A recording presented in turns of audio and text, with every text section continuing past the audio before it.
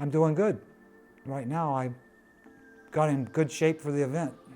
Well, I was, surprised really, because, I'm 60 years old now, and I didn't think that I would be able to compete, but it was great to get the call from Jeremy Jones. Well, I think, my game is intact right now, and my health is still good, and I've trained harder than I've ever trained in my life for this event. And like I said, if my game wasn't intact and I didn't think I could make a difference and help the team, I would have withdrew from this event. Yeah, the loss last year reminded me of the last time I played on it. 11-2 we got beat. And I was surprised that a team could get beat that badly again, but it can happen. They had a lot of close matches, but yeah, you just got to get the breaks and hope you win. I don't know what I am at this stage, but I know one thing about me. I'm still intact. I'm still a threat to beat any player on the earth, simply because I exercise vigorously, and I keep my weight down, and I work on my game all the time. I'm a lifer. I'm not going to give up.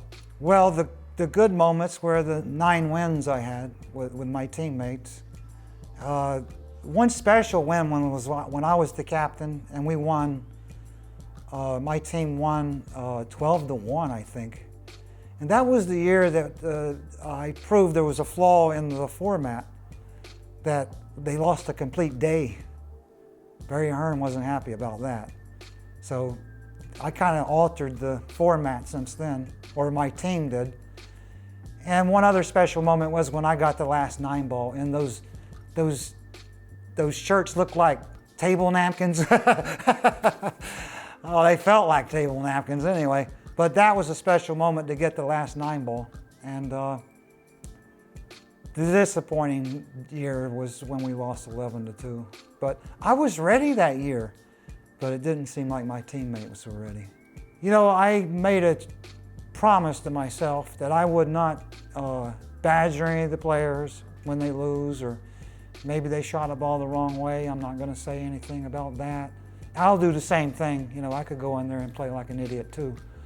I'm just going to try to be supportive, and when a guy loses a point, just say shake it off and just try to be positive.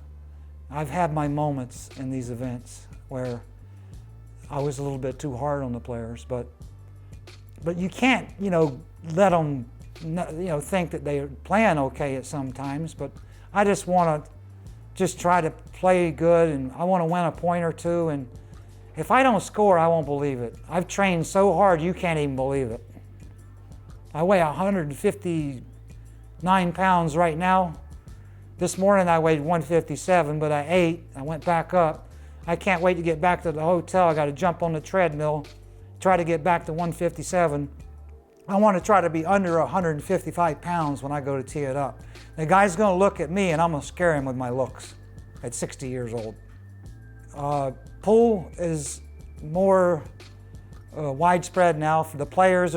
It's not necessarily the players are greater than the era players like Mosconi or Mizrax that I grew up playing with.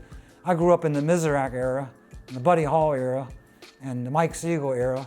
I played with a lot of great players, but they're not necessarily they're not any greater than those players. There's just more of them, and that's the difference.